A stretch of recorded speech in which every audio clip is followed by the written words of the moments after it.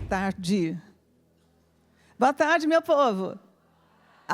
Bom, pensei que já estava o pessoal pensando na cama, um cobertorzinho, um edredomzinho, né?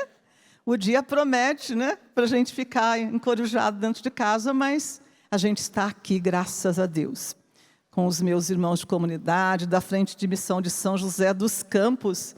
E neste dia, Deus nos enviou. Na Canção Nova a gente aprende que a gente não vai por conta própria, mas é Deus quem nos envia, não é? E a igreja também nos envia, porque nós somos igreja. Então, muito boa tarde para você que está aqui no nosso rincão. Muito boa tarde para você que está em casa, acompanhando esse dia tão especial, um dia que nós nos unimos, né, para adorar a Jesus no Santíssimo Sacramento. Um dia, por excelência, dedicado, né, ao Santíssimo Sacramento. E o tema do nosso dia hoje, vocês já devem ter percebido, fala muito, né, desse Santíssimo Sacramento. Principalmente do sangue de nosso Senhor Jesus Cristo. Muitas vezes a gente, como o Vinícius contava, né, que era para ele uma novidade em São José da comunhão nas duas espécies, né? Muitas vezes, por conta dessa realidade de não haver a comunhão em duas espécies, as pessoas, quando pensam no Santíssimo Sacramento, pensam no ostensório, né? na hóstia magna ali, mas o Santíssimo Sacramento é nosso Senhor Jesus Cristo inteiro, corpo, sangue, alma e divindade. E é maravilhoso isso, porque quando você recebe Jesus por inteiro, né? Você não recebe uma fração dele. Mesmo que você receba quando acontece, por exemplo, que o ministro da Eucaristia está ali distribuindo a Eucaristia e, de repente, ele precisa particionar, né, a hóstia consagrada, você vai, mesmo na menor partícula, você vai receber nosso Senhor por inteiro, corpo, sangue, alma e divindade. E é por isso que há tanto zelo, né? Você vê quando o padre está ali no altar, o zelo que ele tem, né, com o sangue de nosso Senhor, com as migalhas, né, do corpo de nosso Senhor, porque ali Jesus está. O ônus de você pregar depois do irmão é que muitas vezes você descobre que o irmão falou um monte de coisa que você queria falar, e falou, nossa senhora, ele já falou, ele catou de mim. Ele escutou, ele viu. Ele botou um espião lá no meu computador e estava sabendo o que eu estava preparando. Mas uma das coisas que a gente sempre precisa ter em mente, né? O Espírito Santo é sempre novo, né? O Espírito Santo não é repetitivo, ele não é monótono, ele não é travado. Então, aquilo que o Vinícius falou, e que talvez eu repita em algum momento, tenho certeza que não vai cair no seu coração do mesmo jeito. Porque Deus, ele é sempre novo, dinâmico, né? O Espírito Santo, ele não trabalha, né, com clones de coisas, com cópias, mas ele faz tudo novo. Sempre ele faz tudo novo. É por isso que a gente fala, né, que quando o Espírito Santo age em nós, ele nos torna novas criaturas. Então vamos lá. Vinícius falou do Apocalipse, eu estava pensando lá, sentada na cadeira, eu falei, que ele vai pegar a mesma passagem que eu peguei. Falei, mas não, fui salva nessa. Então eu quero que você pegue aí, na sua palavra de Deus, deixa eu só contar para vocês aqui um pequeno detalhe. Eu vim hoje, eu normalmente uso a minha Bíblia de Jerusalém para fazer os meus estudos, mas como a maioria das pessoas costuma às vezes trazer, né, a Bíblia da Ave Maria, então eu trouxe a minha Bíblia da Ave Maria, né, para não dar tanta, às vezes, diferença ali de tradução, né, de vocábulos. Então eu trouxe a minha Bíblia da Ave Maria. E eu queria pedir para você abrir Apocalipse 7, 13 a 17. Pronto? Diz assim: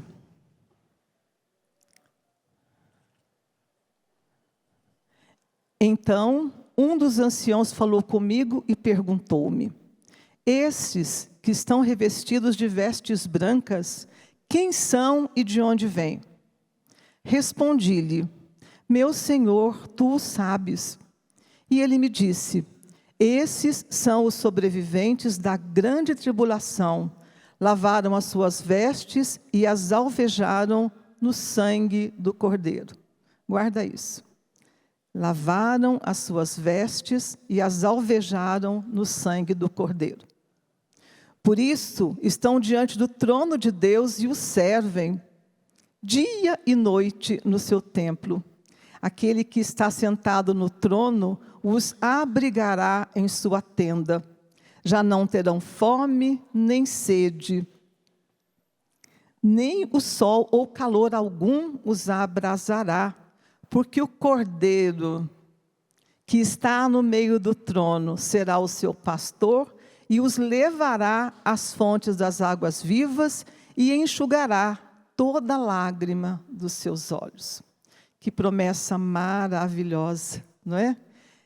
Que promessa, enxugará as lágrimas. Quem aí, né, não está no vale de lágrimas? Não foi isso que a gente reza na Salve Rainha? Né? É um vale de lágrimas. Você não precisa ir longe, você tem tantos motivos para dizer assim: ai, né, eu não aguento mais, porque essa situação que eu estou vivendo está interminável, porque eu não dou mais conta, Deus se esqueceu de mim, Deus não se lembra, Ele tem mais o que fazer lá no céu. Né? Às vezes as pessoas estão, vamos dizer assim, ansiosas, estão nervosas, estão apressadas, esperando uma verdade, não é esperando uma resposta de Deus que tarda para vir. A gente sabe que Deus, Ele tem o seu tempo, que Deus tem o seu modo e que tudo que Ele faz é bom. Então hoje, o que eu quero trazer para você, o que veio ao meu coração, é convencer a você e a mim, né? Não só você, convencer a você e a mim, porque eu sou a primeira beneficiária, né, de tudo que a gente traz aqui, desse amor de Deus que sabe o que é bom para mim e para você. Desse abandono que nós precisamos ter, nesse amor de Deus, que nunca vai te dar o mal. Ele não te dá o mal, porque Deus é sempre bom. Ele nunca vai sair dele algo mal para que você se perca, para que você sofra, né, de graça. Não. Ele pode, em vista dos seus desígnios, permitir. Quem não conhece a história de Jó? Ele permitiu. Mas ele não permitiu que aquele mal que o Jó sofresse servisse para a condenação dele. Depois do sofrimento, Jó alcançou grandes graças, né? Teve tudo em dobro, triplo, sei lá, ele recebeu um monte de coisas a mais por causa da sua perseverança. E por que a gente precisa perseverar? Porque há um amor de Deus que está por trás da nossa vida, que está por trás do seu nascimento, que está por trás da sua infância, da sua juventude. Né? Muitas vezes a gente vai falar do amor de Deus e a pessoa fala assim: ah, eu não sinto. Como Deus me ama? Ele se esqueceu de mim. Ah, como Deus me ama? E essa enfermidade que eu estou levando aqui no meu corpo, como Deus me ama? Olha a minha casa do jeito que está, olha os meus filhos, olha e vai, né? Um rosário de motivos para se convencer, vamos dizer assim, que Deus não ama aquela pessoa. Quando a gente lembra, né, daquela passagem linda de São João 3,16, que diz assim: Deus amou tanto o mundo, que deu o seu Filho único, para que todo aquele que nele crê, não pereça, mas tenha a vida eterna. O que Deus, né? Como Deus podia provar esse amor por nós?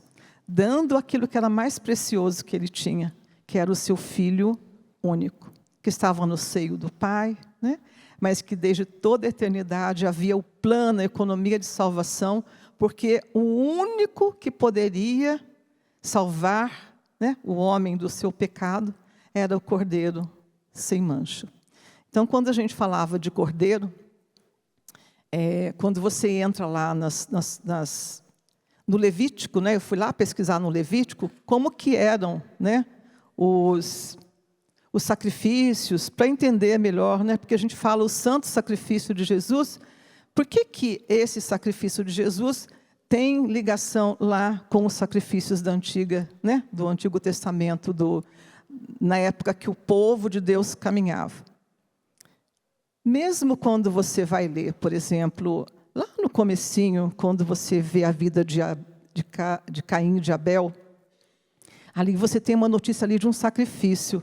Abel ofereceu a Deus um sacrifício do seu rebanho, e Caim ofereceu a Deus sacrifício das suas colheitas.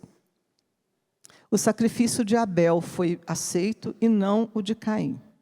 Mas, na verdade, não era por causa do sacrifício em si, mas era por causa do coração que oferecia, né? O coração dos dois não tinha a mesma generosidade, e Deus sonda os corações, Deus sabe, né? O nosso interior. Então, o sacrifício de Abel foi agradável e não o de Caim. Então, ali já tem uma primeira menção de um sacrifício feito por Abel, de primícias ali do seu rebanho. Ele escolheu lá, né, um animalzinho e ofereceu. Depois, se você andar mais um pouquinho, tem o sacrifício de Abraão. Quem que lembra do sacrifício de Abraão? Qual foi, né, o que mais chama a atenção? Quando Deus pediu a Abraão, ofereça-me o teu filho Isaque. Nossa, né? Eu fiquei assim, meu Deus do céu.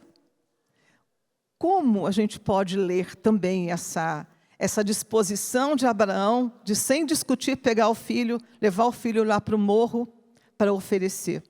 Quem fez isso e ofereceu o seu filho? O próprio Deus, né?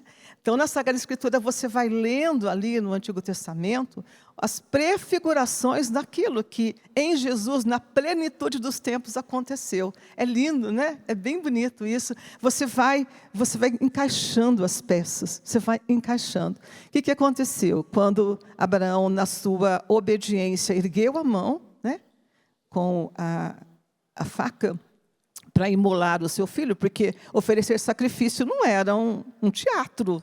Havia, sim, a morte da vítima, né? E o derramamento do seu sangue. Quando ele ergue a faca, né, o anjo retém o braço dele e diz que não. E Abraão vê um cordeirinho enroscado ali nos espinheiros, e ele oferece o cordeirinho no lugar do filho. Escuta aí. Já que a gente volta aqui. Depois tem Noé, tem um sacrifício de Noé. Eu não sei se a ordem está certa, mas Noé também, logo depois do dilúvio, Noé ofereceu também um sacrifício. Logo que as águas baixaram, ele ergueu um altar, ofereceu também um sacrifício, imolando uma vítima. Depois, quando você chega ali, né, no Levítico, quando o Moisés desce com as tábuas da lei, se você vai ler, existe todo um ritual, né, que o sacerdote precisava seguir para oferecer o sacrifício. Então, Deus diz que tem que ser uma vítima perfeita, né, escolhida, oferecida a Deus do rebanho. Né? Aquilo que melhor havia no rebanho não era para oferecer a Deus um animal doente, nem um animal com defeito, nem cego. Né? Era um animal perfeito. E aquele culto a Deus do animal perfeito era oferecido nas situações em que é lá descrito. Né? Tem o sacrifício de expiação dos pecados, que a gente também linka aqui com o que a gente vai falar do sangue de Jesus. O sacrifício de comunhão, que é um sacrifício onde a vítima era distribuída, né? Oferecida a Deus uma parte, e a outra parte era distribuída na comunidade. Então, todos comiam parte daquela vítima. Existia sacrifícios de expiação pelos pecados do sumo sacerdote, né? Porque ele devia também expiar suas próprias culpas, mas também sacrifícios quando o pecado era da comunidade, também havia ali, né, as regras de como, ou quando às vezes uma pessoa, ela cometia um pecado assim grave, ele precisava também levar uma vítima e o sacerdote ofereceria.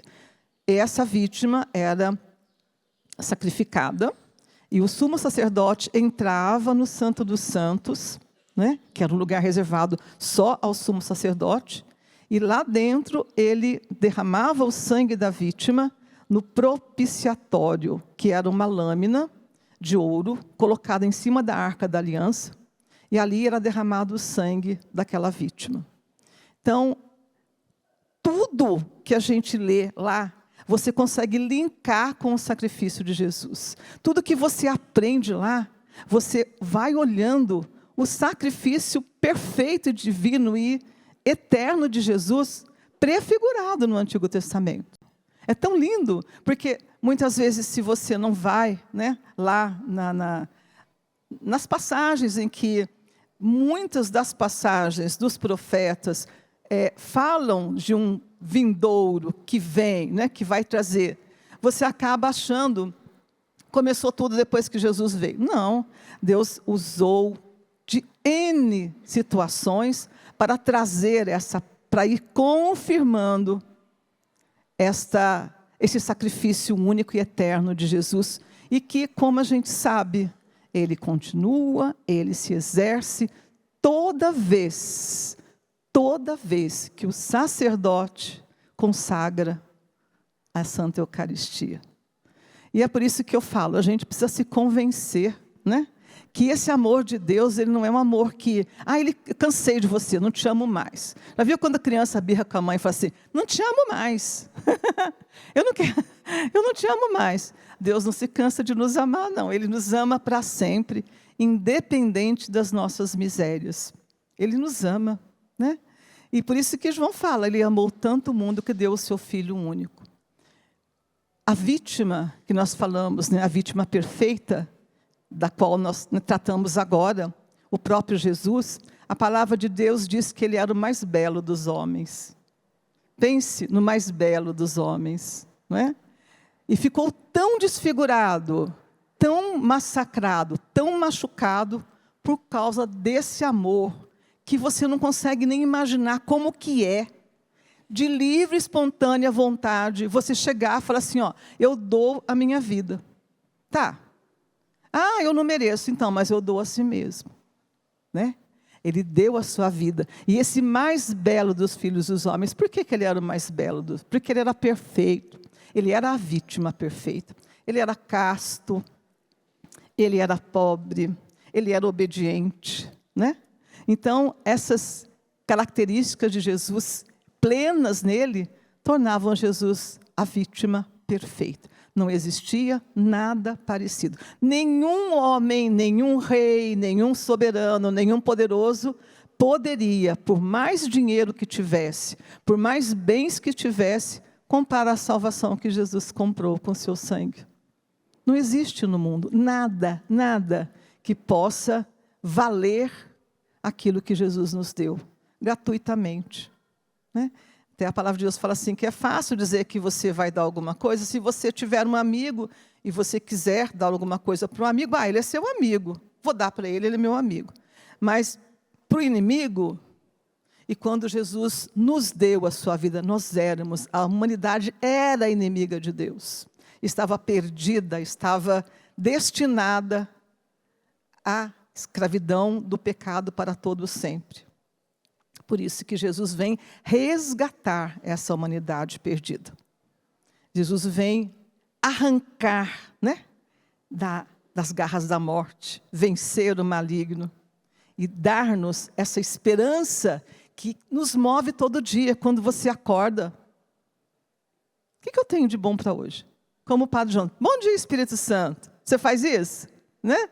Você ir de casa, você faz? Padre Jonas nos ensinou. E a gente, todos os dias, precisa exercer. Bom dia, Espírito Santo, o que vamos fazer juntos hoje? E uma coisa que, por experiência própria, eu acho que talvez você saiba, né? Vamos dizer assim, claro, você é de caminhada, né? Você está vivendo aí a sua vida coerente em Deus. Você sabe que oração feita é oração ouvida, né? Eu sempre falo para o povo, se você se dispõe a rezar, Deus faz assim,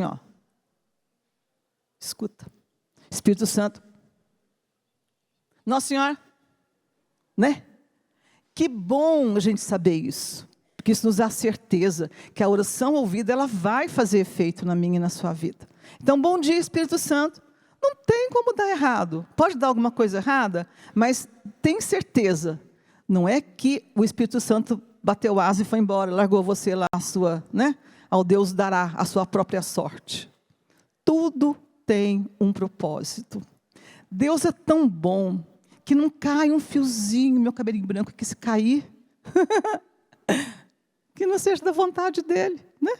Não cabe, assim, dizer que ele é incapaz de olhar para o que eu preciso e o que eu não preciso, porque ele é um amor que não se mede pelas nossas medidas, pelos nossos parâmetros.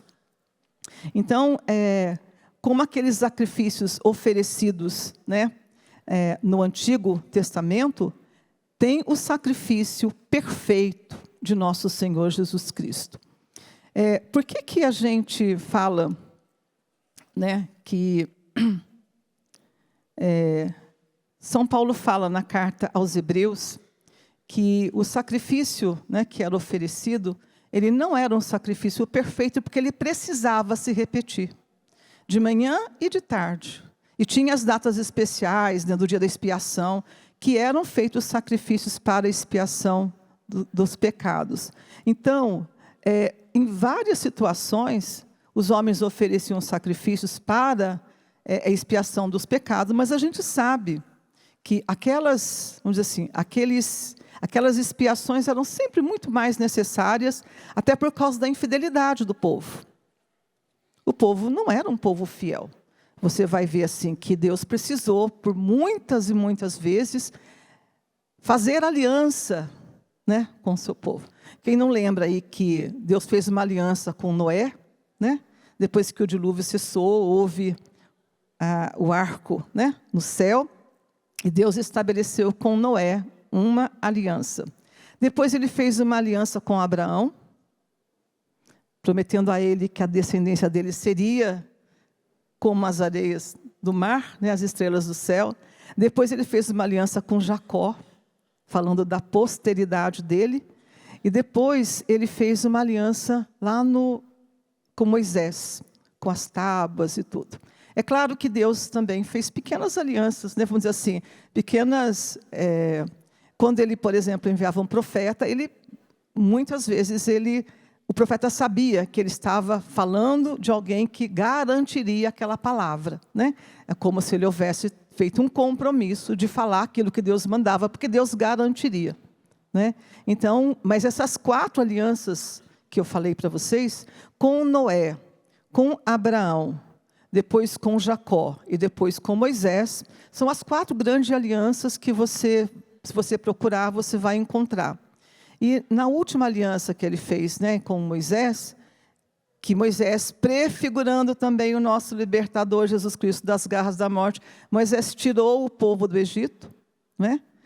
E fala que foi mão poderosa de Deus que arrancou aquele povo da escravidão do Egito.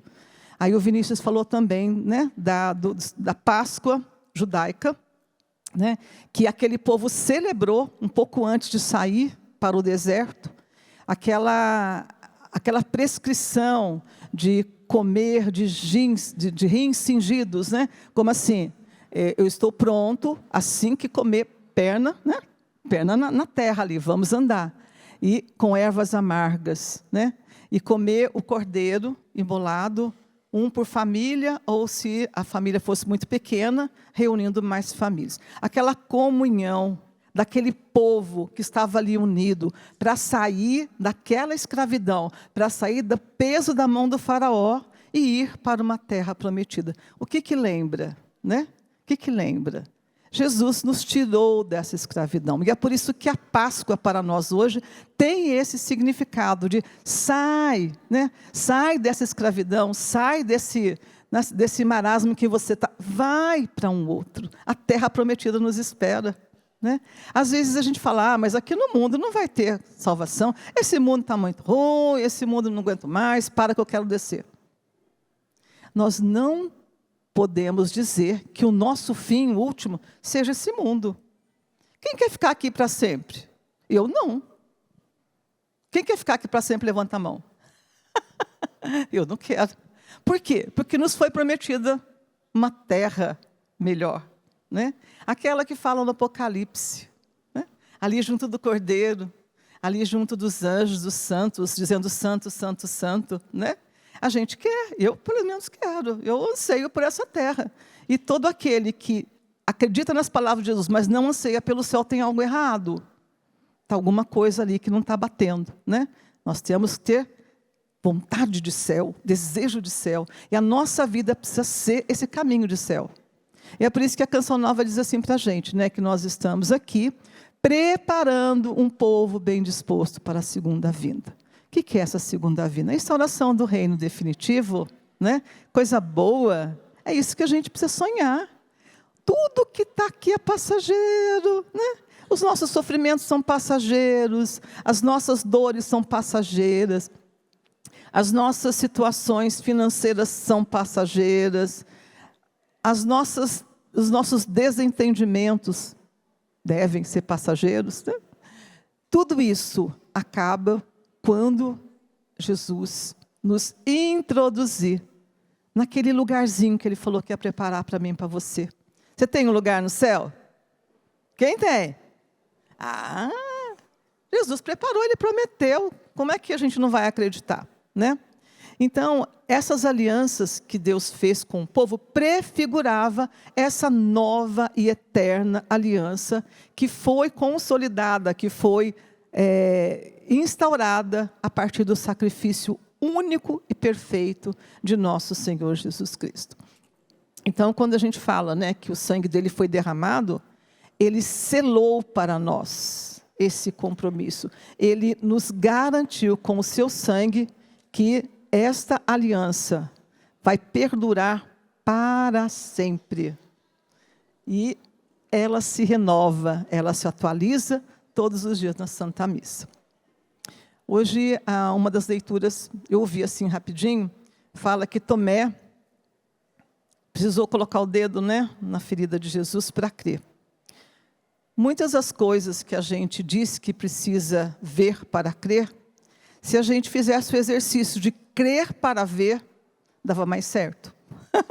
Né? Se a gente fosse crer para ver, dava mais certo. Que muitas vezes, quando a gente fala, Deus te ama, eu não acredito, faz o exercício de crer para ver. Presta atenção na sua vida. Né? Muitas vezes a gente fica assim, ninguém me ama e ninguém me quer, né? Eu sou infeliz, meu Deus do céu. Você fica ali dando volta, saboreando aquilo que você acha que é falta de amor. Aí, precisa de alguém para dar um cutucão assim e falar assim, você está respirando? Seu coração está batendo? O sangue está aí, né?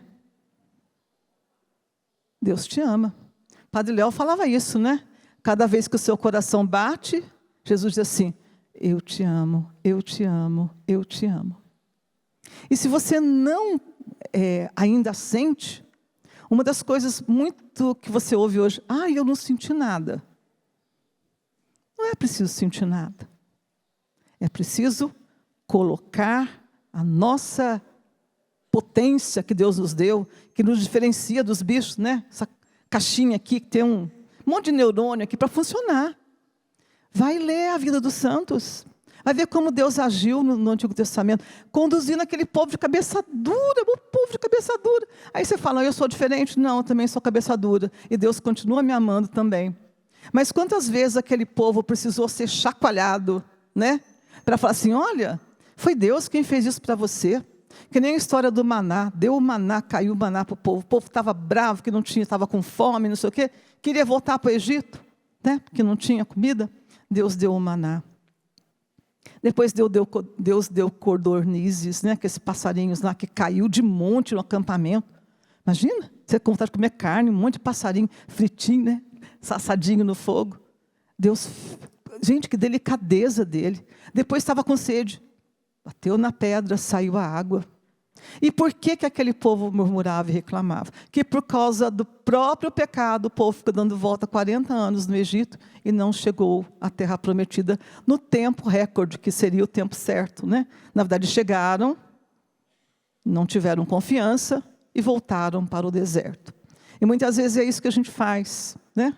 A gente não confia e bate cabeça, porque a gente precisa voltar para o deserto para aprender a confiar. Então, confiar é uma decisão.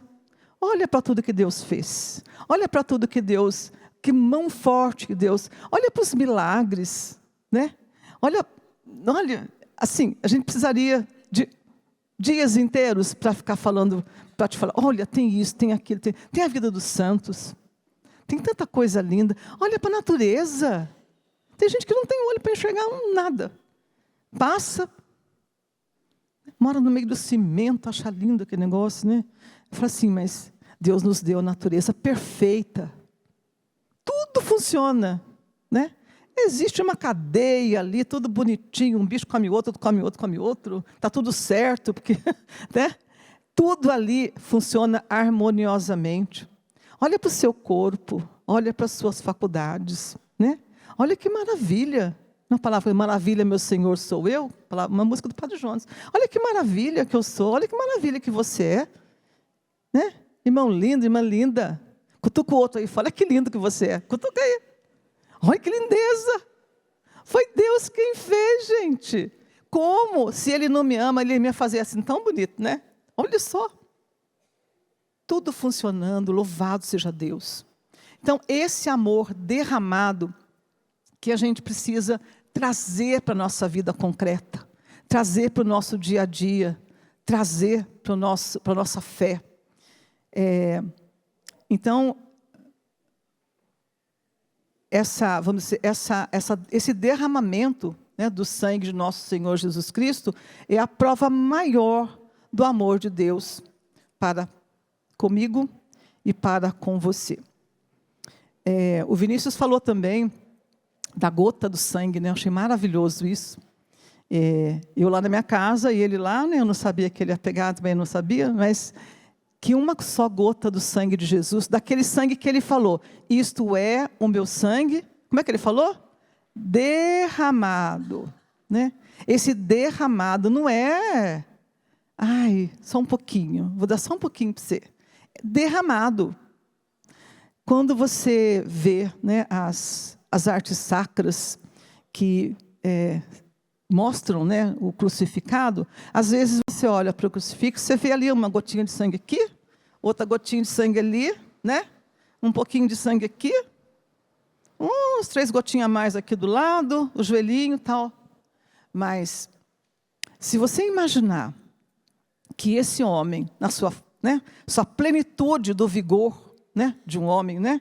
Pensa assim, o Vinícius, que é alto, na plenitude da saúde. Um homem que começou a perder o seu sangue lá na agonia do Horto das Oliveiras. Numa agonia tão profunda que o seu suor eram como gotas de sangue, espessos. Ali já havia, os cientistas explicam, né, que as veias de tanta angústia, elas se rompiam de modo que o sangue vertia. Começou ali. Mas Jesus não começou a derramar o seu sangue ali. Ele derramou seu sangue na sua circuncisão, né? Já começou a derramar. Ele não ficou, vamos dizer assim, se retendo, se segurando. Ele foi derramando. Depois você tem, ali, depois que ele é preso, ele não foi tratado com todo respeito e carinho. Vem cá, né, prisioneiro. Não, ele foi esbofeteado desde que ele foi preso. Foi tratado com crueldade, levou bofetões. Naquela parte que ele está lá diante do sumo sacerdote, ele já levou ali uns bofetões, né? Depois ele teve a flagelação, que não foi, né, a flagelação que os romanos costumavam aplicar nos seus condenados. Foi muito pior. Então, muitas vezes, a gente tem que botar a cabeça, né? Fazer aquela imersão naquela realidade para a gente entender, para a gente chegar ali nos finalmente daquilo. Um homem flagelado, atado a uma coluna, com as mãos e pés amarrados. Aliás, para ver isso da flagelação, eu fui procurar lá naquele livro da beata Ana Catarina Emmerich. Gente, vocês precisam ler. Custei para achar, porque é PDF, tem 400 páginas, virava. Nunca mais que chegava ali na parte da paixão, né? ela explicando que os soldados não eram homens franzinos, né, delicados. Eles eram contratados para fazer esse trabalho. Eram gente assim, não era gente da elite, né, vamos dizer assim, dos soldados romanos. Eles eram gente tipo mercenário mesmo, contratado para exercer esse ofício, né, flagelador, que nem soldado decente no romano não queria fazer. E eles batiam com toda a vontade. Bebiam, enchiam a cara, né? Quando a pessoa está sob efeito de algum álcool, por exemplo, a pessoa não tem muito mais noção nem da sua força, nem de medida. Batiam com vontade, a ponto de ficarem extenuados. Num só homem. Né? Todos eles batendo num só homem. A ponto de usarem, Ana Catarina fala que eles usaram vários instrumentos. Não foi só aquele chicote com garras nas pontas. Usaram uma vara branca, ela disse que era nervo de boi. Que aquilo causa vergões, né? Muito doloridos. O último flagelo que eles usaram foi aquela que tem os ganchinhos nas pontas. E aí, quando você vê, né, no filme do Mel Gibson, quando lasca, né, a pele de Nosso Senhor, aquilo lá foi feito assim com prazer, né, a ponto de o sangue espirrar na cara deles. Gente, que corpo não vai verter o máximo possível de sangue numa flagelação desse tipo? E depois, não contente de bater nas costas e nas pernas, eles viraram Nosso Senhor, amarraram as suas mãos para trás e bateram no seu peito. Então, a gente fica, às vezes, romanceando, né, a paixão de Nosso Senhor. Ai, não sei o quê, Jesus. Não, vamos entrar na cena. Vamos caminhar com Ele, para a gente entender, como São Paulo diz, qual que é a largura, o comprimento, a profundidade, né, do amor de Deus por mim. Como que Ele pôde me amar se eu não mereço? Como que Ele pôde se dar desse jeito, se eu não valho, né, um pau de fósforo? Né? Quem sou eu? A gente vai se convencendo. Não tem como fazer isso sem amor. Não tem, né? Não tem como se dar para quem não merece sem amor. Se dar de boa vontade, de propósito, para quem não merece. Então, o Vinícius falou da gota, né, eu dizendo que não foi só uma gota, né, tanto é que quando os místicos dizem que na crucifixão teve também as outras feridas, né, dos pés, das mãos, tinha a ferida do ombro. Foi tão lindo, o padre Geva rezou sobre essa ferida do ombro na nossa campanha de oração, que era uma ferida também muito profunda, muito dolorida. A ferida da coroa de espinhos, né, que quando você reza lá no terceiro mistério doloroso, que ele foi coroado de espinhos, ele não foi apenas coroado de espinhos, ele teve os espinhos enterrados, até onde encostou na parte do osso do crânio. Né? E aquilo entrou. E você sabe que quando criança cai, dá um cortinho aqui, sai uma sangueira. Você fala, o que aconteceu? Né? Ah, meu Deus, aquele monte de sangue, porque tem muitos vasos. Então, quanto sangue saiu da cabeça do Nosso Senhor? Coroado, como zombaria, né? Coroado para escárnio. E depois, quando foi lá na cena Jesus foi despido, eles dizem que, os místicos dizem que quando arrancaram a roupa dele, né, quando arrancaram a sua túnica, estava colada, né, nos machucados da flagelação. E também, como era uma túnica costurada de cima a baixo, eles arrancaram pela cabeça. E aí a coroa deslocou, eles colocaram-na de novo. Gente, dá até arrepio na gente, né? Dá até arrepio. Ufa, Deus meu, só um amor tão grande poderia suportar tanto por mim e por você. Então, São Tomás de Aquino, quando fala que uma só gota seria suficiente para salvar o mundo inteiro, ele fala isso num canto lindo que chama Adoro te devote, que é um canto gregoriano usado para a adoração do Santíssimo Sacramento. Hoje a gente não ouve mais, né? Mas ele é tão bonito. E ele é longo, ele fala quer ver? Eu coloquei aqui. No verso 6, ele fala assim: ó doce pelicano, ó bom Jesus, lava-me com teu sangue, a mim, imundo, com esse sangue do qual uma só gota pode salvar do pecado todo mundo. Mas como bondoso pelicano ao qual é associado, quis lavar toda a imundície com a pureza de todo o seu sangue. Poderia dar só uma gota? Poderia, mas quis dar todo. E aí, eu fui pesquisando, eu falava assim, mas é uma gota? Se ele tivesse dado uma gota, já salvaria, estava bom, né? Que maravilha! Era suficiente. Precisava de todo o sofrimento. Aí você vai, eu achei aqui um texto que o padre Garrigou Lagrange fala sobre é uma espécie de uma homilia de São Tomás de Aquino, e diz que por quê? Que se Jesus podia só dar uma gota, por que ele quis dar tudo? O que será? Você sabe? Quem sabe? Eu também não. Aí fui pesquisar, né, gente? Sabe que tem que pesquisar. Era conveniente aos homens. Jesus precisava que nós todos tivéssemos essa visão, essa consciência dessa doação inteira por amor de cada um de nós. Ainda que não sejamos merecedores, Jesus sabia que nós precisávamos disso. Olha que delicadeza, né?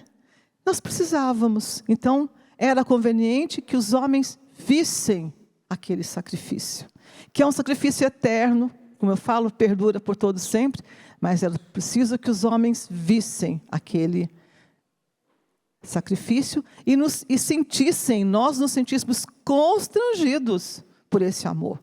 Então, se ele me amou assim, eu também preciso amar a Jesus. Eu também preciso dar aquilo que eu tenho de melhor para ele. Até, se necessário for, o meu sangue. E isso fizeram os mártires, né? Foram até o último ali.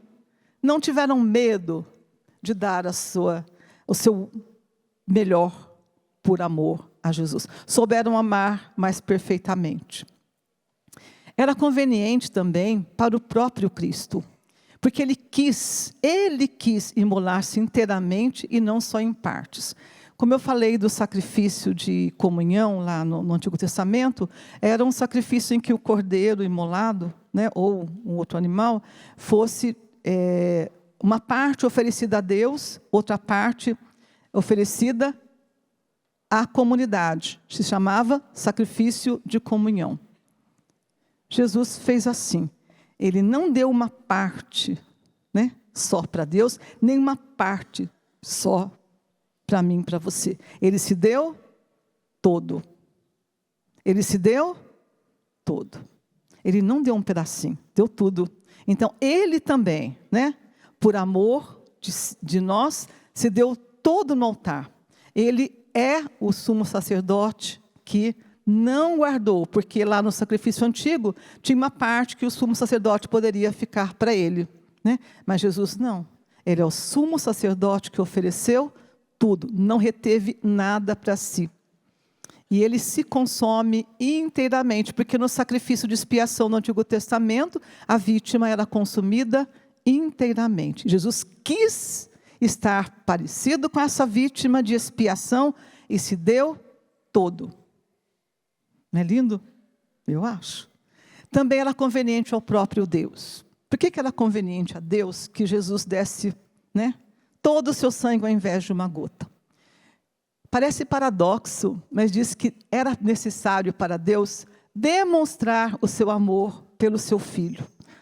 Ele não falou quantas vezes ele se expressou ali no Evangelho, dizendo, esse é meu Filho amado, né, em quem eu ponho o meu bem-querer, minha complacência. Então, esse Filho amado, ele foi tão amado, né, acima de todo o gênero humano, acima de toda a criação, acima de tão amado que é o Filho, e o Filho ama o Pai, que há o Espírito Santo, né? Não é disso? Nós falamos que o Espírito Santo é o amor do Pai e do Filho e também é uma pessoa. É um amor tão intenso que é uma pessoa. Então não é um amorzinho que nem o nosso, limitado, é um amor, né? E diz assim que por esse amor todas as coisas foram feitas, o Pai, no Filho e no Espírito Santo. Então, Deus quis mostrar esse amor pelo seu Filho, né? E quis dar a ele um nome acima de todo nome. A gente não fala que ao nome de Jesus se dobre todo o joelho, Vinícius falou, no céu, na terra e nos infernos. Ele quis dar. Por que ele quis dar? Porque Jesus aceitou aquele sacrifício, aquele sofrimento para salvar os outros filhos de Deus. Também éramos filhos de Deus. Depois dele nos tornamos filhos do Filho. E esse sofrimento, né, de Jesus, ele foi feito também pela pura obediência de Jesus. Então, uma das características maravilhosas de Jesus que a gente aprende é aquela perfeita obediência. A obediência que se consumou na cruz. Obediência por amor ao Pai, obediência por amor a mim e a você. Não é um amor maravilhoso? Não é? E por isso, quando São Paulo fala que esse amor nos constrange, é porque a gente precisa, de alguma maneira, né, exercer essa vontade, essa decisão de amar a Jesus.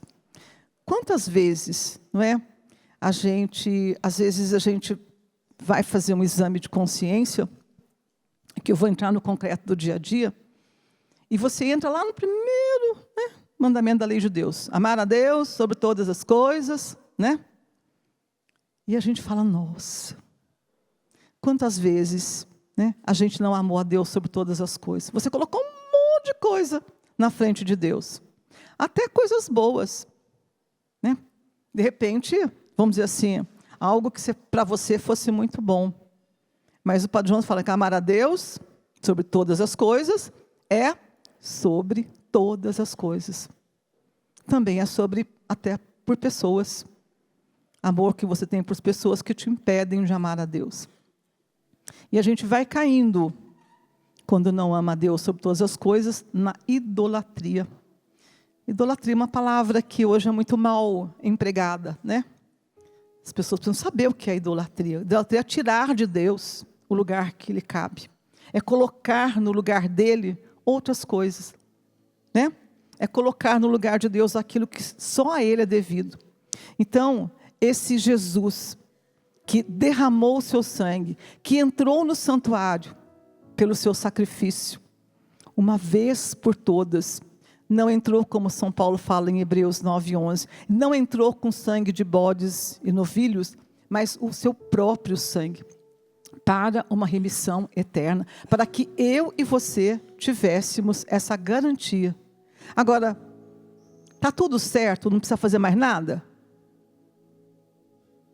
Como esse amor vai me constranger a ponto de eu querer, sentir necessidade de devolver a ele o meu amor? Aí vem no homem novo, na mulher nova, na vida coerente do dia a dia, né? Você pode ir lá na Santa Missa, sair de lá compungido, chegou em casa, fica tudo igual, não dá. Você, quando recebe nosso Senhor, mesmo, vamos dizer assim, como a gente falou, não só nas duas espécies, mas apenas na Eucaristia, você porta Jesus. Onde você leva Jesus? Você está sendo o sacrário vivo de nosso Senhor? Você está sendo presença de Jesus no mundo? Você está sendo amor para os outros? Lá no dia a dia, lá no seu ambiente, é o lugar de você amar a Jesus como Ele precisa ser amado. Ah, mas eu sou limitada, eu sou impaciente, eu sou isso. Eu também sou. Eu não sou aquela pessoa mais paciente no mundo, não. Eu sou nervosinha, assim, agitadinha. Mas eu preciso exercer, é uma decisão. Cabe a mim, eu preciso ser de Jesus. Eu preciso levar Jesus. Eu preciso que as pessoas vejam na minha vida, no meu modo de tratar as pessoas, no meu modo de me vestir, não é, mulherada? No meu modo de me vestir, né? No que eu ouço, no que eu vejo nas redes sociais, no que eu falo, que muitas vezes nem bem o que você fala também edifica.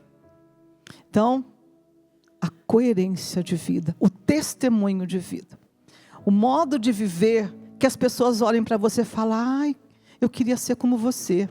É possível? É. É possível ser feliz nesse mundo doido, amando Jesus como Ele precisa ser amado? Talvez a gente só vá amar perfeitamente a Jesus lá no céu, né? Nós temos as nossas mazelas, nós temos as nossas limitações e fraquezas. Então lá no céu, talvez a gente atinja a plenitude do amor. Mas enquanto eu caminho, eu e você, enquanto nós caminhamos aqui, vamos fazer aquilo que São Paulo falava assim: resistir ao pecado até o sangue.